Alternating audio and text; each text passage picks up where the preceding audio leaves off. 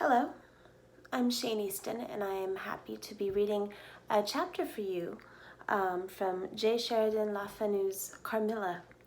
This is a collaborative group project with many members of the family. I will be reading Chapter 6, A Very Strange Agony.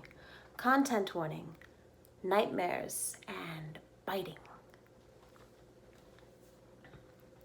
Chapter 6, A Very Strange Agony. When we got into the drawing room and had sat down to our coffee and chocolate, although Carmilla did not take any, she seemed quite herself again, and Madame and Mademoiselle de la Fontaine joined us and made a little card party, in the course of which Papa came in for what he called his dish of tea. When the game was over, he sat down beside Carmilla on the sofa and asked her a little anxiously whether she had heard from her mother since her arrival. She answered, "No." He then asked whether she knew where a letter would reach her at present. "I cannot tell," she answered ambiguously, "but I have been thinking of leaving you. You have been already too hospitable and too kind to me. I have given you an infinity of trouble, and I should wish to take a carriage tomorrow and post in pursuit of her. I know where I shall ultimately find her, although I dare not yet tell you." "But you must not dream of any such thing," exclaimed my father, to my great relief. "We can't afford to lose you so, and I won't consent to your leaving us, except under the care of your mother, who was so good as to consent to your remaining with us till she should herself return. I should be quite happy if I knew that you heard from her, but this evening the account of the progress and the mysterious disease that has invaded our neighborhood grow even more alarming. And, my beautiful guest, I do feel the responsibility, unaided by advice from your mother, very much. But I shall do my best. And one thing is certain, that you must not think of leaving us without her distinct direction to that effect. We should suffer too much in parting from you to consent to it easily." "Thank you, sir, 1,000 times for your hospitality," she answered, smiling bashfully. "You have been all too kind to me. I have seldom been so happy in all my life before as in your beautiful chateau, under your care, and in the society of your dear daughter."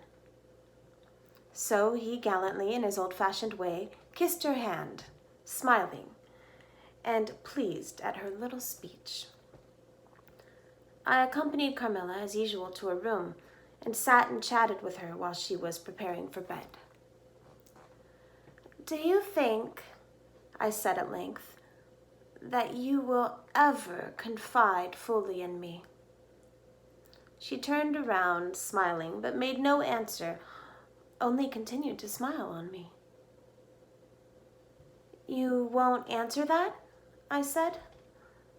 "You can't answer pleasantly. I ought not to have asked you." "You were right to ask me that, or anything. You do not know how dear you are to me, or you could not think any confidence too great to look for. But I am under vows, no nun half so awfully, and I dare not tell my story yet, even to you. The time is very near when you shall know everything. You will think me cruel, very selfish, but love is always selfish. The more ardent, the more selfish. How jealous I am, you cannot know. You must come with me, loving me, to death, or else hate and still come with me, and hating me through death and after. There is no such word as indifference in my apathetic nature. Now, Carmilla, are you going to talk your wild nonsense again? I said hastily. Not I. Silly little fool as I am, and full of whims and fancies, for your sake, I'll talk like a sage. Were you ever at a ball? No, how you do run on. What is it like? How charming it must be. I almost forget. It is years ago. I laughed. You're not so old. Your first ball can hardly be forgotten yet. I remember everything about it with an effort. I see it all as divers see what is going on above them, through a medium, dense, rippling, but transparent. There occurred that night what has confused the picture and made its colors faint. I was all but assassinated in my bed, wounded. Here. She touched her breast, and never was the same since. Were you near dying? Yes, very. A cruel love, strange love, that would have taken my life. Love will have its sacrifices, no sacrifice without blood. Let us go to sleep now. I feel so lazy. How can I get up just now and lock my door?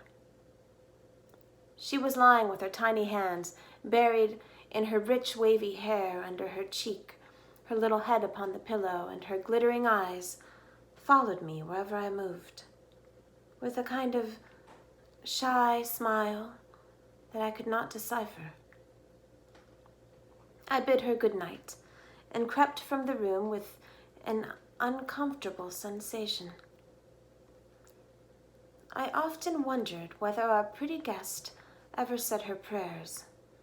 I certainly had never seen her upon her knees.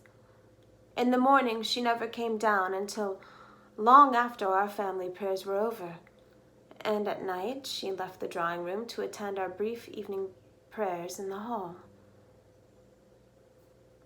If it had not been that it had casually come out in one of our careless talks that she had been baptized, I should have doubted her being a Christian. Religion was a subject on which I had never heard her speak a word. If I had known the world better, this particular neglect or antipathy would not have so much surprised me. The precautions of nervous people are infectious, and persons of a like temperament are pretty sure after a time to imitate them. I had adopted Carmilla's habit of locking her bedroom door, having taken into my head all her whimsical alarms about midnight invaders and prowling assassins.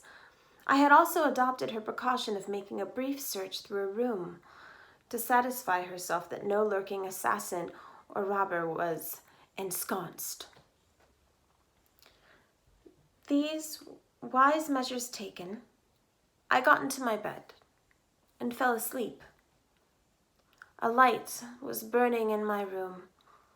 This was an old habit of very early date, and which nothing could have tempted me to dispense with. Thus fortified, I might take my rest in peace. But dreams come through stone walls, light up dark rooms, or darken light ones, and their persons make their exits and their entrances as they please, and laugh at locksmiths. I had a dream that night that was the beginning of a very strange agony. I cannot call it a nightmare, for I was quite conscious of being asleep. But I was equally unconscious of being in my room and lying in bed, precisely as I actually was. I saw, or fancied I saw, the room and its furniture just as I had seen it last, except that it was very dark. And I saw something moving round the foot of the bed, which at first I could not accurately distinguish. But I soon saw that it was a sooty, black animal that resembled a monstrous cat. It appeared to me about 4 or 5 feet long, for it measured fully the length of the hearthrug as it passed over it, and it continued toing and froing with the lithe, sinister restlessness of a beast in a cage. I could not cry out, although, as you may suppose, I was terrified. Its pace was growing faster and the room rapidly darker and darker, and at length so dark I could no longer see anything of it but its eyes. I felt it spring lightly on the bread. The 2 broad eyes approached my face, and suddenly I felt a stinging pain, as if 2 large needles darted an inch or 2 apart, deep into my breast. I waked with a scream. The room was lighted by the candle that burnt there all through the night, and I saw a female figure standing at the foot of the bed, a little at the right side. It was in a dark, loose dress, and its hair was down and covered its shoulders. A block of stone could not have been more still. There was not the slightest stir of respiration. As I stared at it, the figure appeared to have changed its place and was now nearer the door. Then, close to it, the door opened, and it passed out. I was now relieved and able to breathe and move. My first thought was that Carmilla had been playing me a trick, and that I had forgotten to secure my door. I hastened to it and found it locked, as usual, on the inside. I was afraid to open it. I was horrified.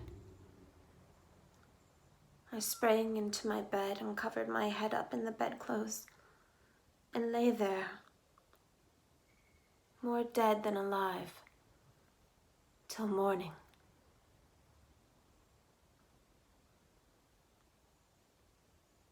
And that was the end of Chapter 6, A Very Strange Agony. Thank you for listening.